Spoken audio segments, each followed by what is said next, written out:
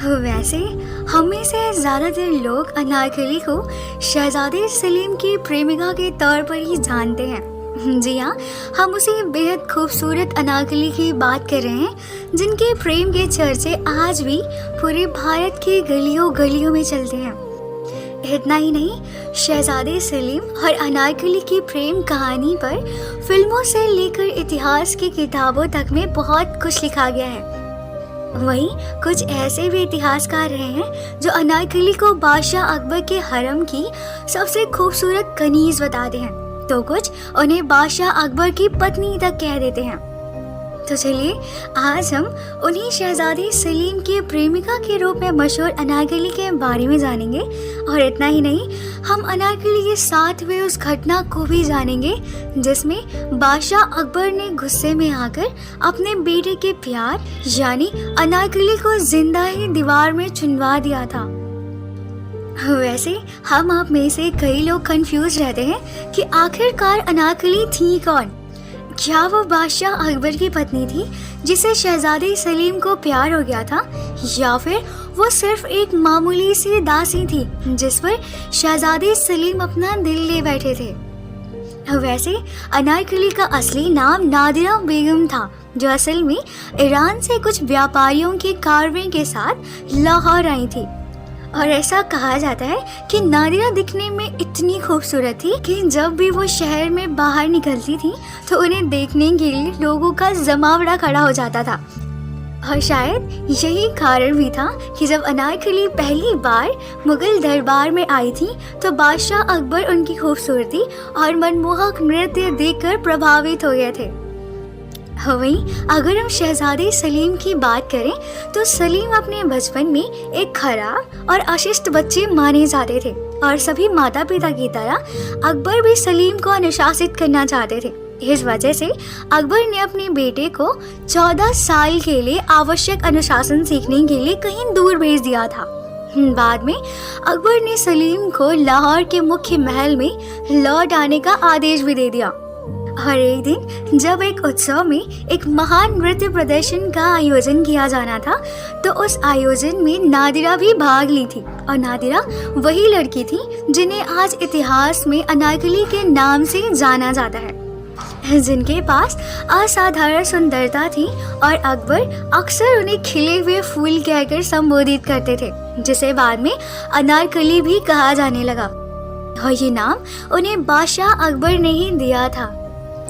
अनारकली और शहजादे सलीम अपनी पहली ही मुलाकात में एक दूसरे को अपना दिल दे बैठे थे। यहाँ तक कि उन दोनों का प्यार इतना ज्यादा गहरा हो गया था कि शहजादे सलीम खुद अकबर को उनके प्यार की जानकारी देकर उनसे शादी करना चाहते थे, लेकिन शायद उनकी किस्मत को कुछ और ही मंजूर था। कुछ इतिहासकार कहते हैं कि अकबर ने ईर्ष्या में सलीम और अनारकली का निकाह नहीं होने दिया था, क्योंकि अनारकली बादशाह अकबर के हरम की बेहद पसंदीदा और खूबसूरत कनीज मानी जाती थी। लेकिन कुछ इतिहासकारों का कहना है कि बादशाह अकबर शहजादे सलीम का निकाह किसी नर्तकी से नहीं करना चाहते थे, इस वजह से भी वे इस निकाह के खिलाफ थे। और बाद में ये मामला इतना ज्यादा गंभीर हो गया कि बादशाह अकबर ने अनारकली को गिरफ्तार तक कर लेने का आदेश दे दिया था और उन्हें लाहौर में एक जेल की काल कोठरी में बंद कर दिया गया। इसके बाद शहजादे सलीम ने बादशाह अकबर के खिलाफ विद्रोह छेड़ दिया और वहीं काल कोठरी में कैद अनारकली को छुड़ाने के लिए शहजादे सलीम ने क्या कुछ नहीं किया था। लेकिन जब बादशाह अकबर ने उनकी बात नहीं मानी तो शहजादे सलीम और उनके कुछ दोस्तों ने मिलकर अनारकली को जेल से भगाकर लाहौर के किसी बाहरी इलाके में छिपा दिया था। बाद में जब अकबर को इसकी जानकारी मिली तो वो शहजादे सलीम पर बहुत गुस्सा हुए, यहाँ तक कि बात युद्ध तक चली गई थी। लेकिन अकबर की इतनी विशाल सेना के सामने सलीम ने अपने घुटने टेक दिया और वही युद्ध जीतने के बाद बादशाह अकबर ने सलीम के सामने 2 विकल्प रखे थे। पहला कि वो अनारकली को बादशाह के हवाले कर दे और दूसरा ये कि वो युद्ध में मार दिया जाए। पहले तो शहजादे सलीम ने अपने प्यार के खातिर मौत की सजा को चुना था, लेकिन अनारकली के समझाने के बाद शहजादे सलीम ने अनारकली का आत्मसमर्पण करना स्वीकार कर लिया।